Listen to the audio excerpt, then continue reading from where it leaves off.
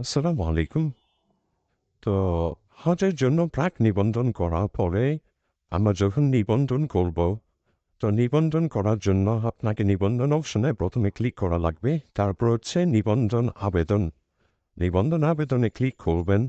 এই যে এখানে রেড কালারে মার্ক করা আছে বাম পাশে। তো নিবন্ধন আবেদনে ক্লিক করার পরে আপনি হচ্ছে ডান পাশে দেখেন আবার রেড কালার দিয়ে মার্ক করা আছে প্লাস চিহ্ন দেওয়া নতুন হজযাত্রী যুক্ত করুন, এখানে ক্লিক করবেন। এখানে ক্লিক করার পরে একটা ইন্টারফেস আসবে যেখানে কিনা আপনি ট্রেকিং আপনার যে ট্রেকিং নাম্বার দিয়ে আপনি সার্চ করবেন আপনার হজযাত্রীর প্রোফাইল। তো আপনি নতুন হজযাত্রী যুক্ত করুন, এখানে ক্লিক করেন। তারপর একটি ইন্টারফেস আসবে। এই যে ইন্টারফেস, এই ইন্টারফেসের রেড কালারতে মার্ক করা আছে। এখানে আপনার ট্র্যাকিং নাম্বারটা দিবেন। এই যে প্রাক নিবন্ধন যে করেছিলেন ওখানে আপনার ট্র্যাকিং নাম্বারটা পাবেন। ওটা আগে থেকেই কপি করে রাখবেন। তারপরে এখানে পেস্ট করে সার্চ বাটনে ক্লিক করবেন। দেখেন মার্ক করা আছে তীর চিহ্ন দিয়ে।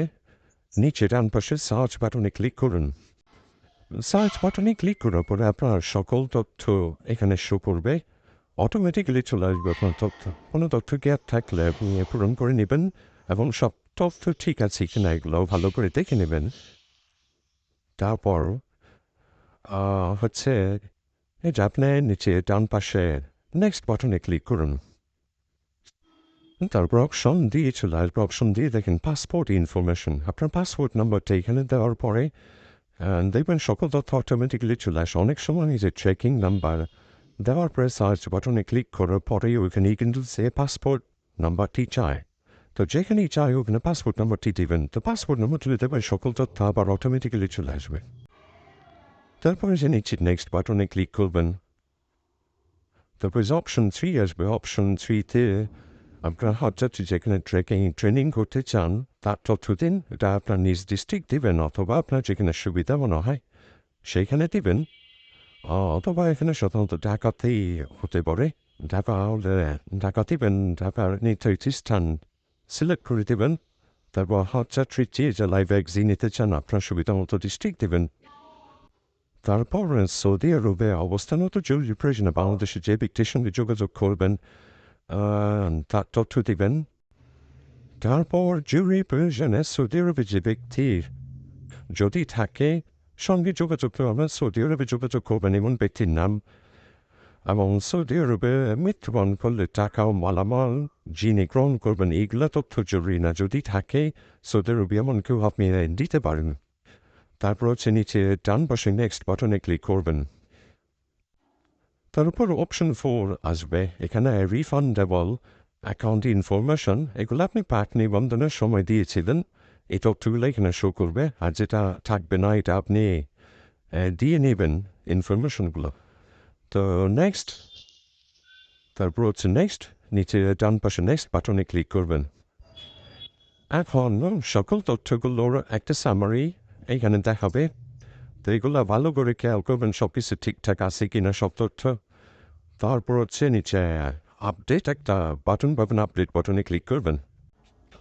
হয়ে গেল আপনার আবেদন। এখন ভাউচার। তো নিচে ভাউচারে নিবন্ধন ভাউচারে ক্লিক করবেন। ভাউচারে ক্লিক করার পরে তারপর উপরে সবার উপরে ডান পাশে ভাউচার তৈরি করুন অপশনে ক্লিক করবেন। তারপর যে ইন্টারফেসটি আসবে এই ইন্টারফেসের সকল তথ্য ফিল আপ করবেন নতুন ভাউচার ক্রিয়েট করার জন্য। তো প্রথমে আছে হচ্ছে প্যাকেজ টাইপ। তো প্যাকেজ টাইপ থেকে আপনি কোন প্যাকেজে যেতে যাচ্ছেন সেই প্যাকেজটি সিলেক্ট করবেন। সিলেক্ট করে আপনি শর্ট প্যাকেজে যেতে চান এটা নো দিবেন। যদি শর্ট প্যাকেজে যেতে চান তাহলে ইয়েস দিবেন। নো দিলে এটা সাধারণত 45 দিনের একটা প্যাকেজ হয়। তারপর প্যাকেজ নেম সিলেক্ট করে দিবেন। তারপর জমাদানকারীর নাম যিনি টাকা জমা দিবেন তার নাম হবে। তারপর ডিপোজিট ডেটটা দিবেন যেই ডেটে আপনি ব্যাংকে টাকা জমা করবেন। তারপর মোবাইল নাম্বার, তারপর পিলগ্রিম টোটাল নাম্বার মানে হজযাত্রী কতজনের টাকা জমা দিবেন সেখানে তারপর অ্যাড্রেসটা নিচে দিয়ে দিবেন। তারপর নিচে আপডেট বাটনে ক্লিক করবেন। দেন যে ইন্টারফেসটি আসবে ইনফরমেশন ঠিক আছে সেখান চেক করে অ্যাড পিলগ্রিম বাটনে ক্লিক করবেন।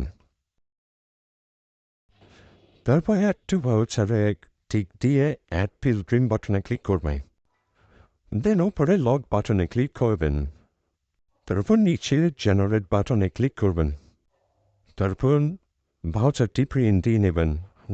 এই ভাউচারটি ব্যাংকে জমা দিয়ে এবং টাকা জমা দিয়ে ব্যাংক থেকে একটা সনদ সংগ্রহ করবেন।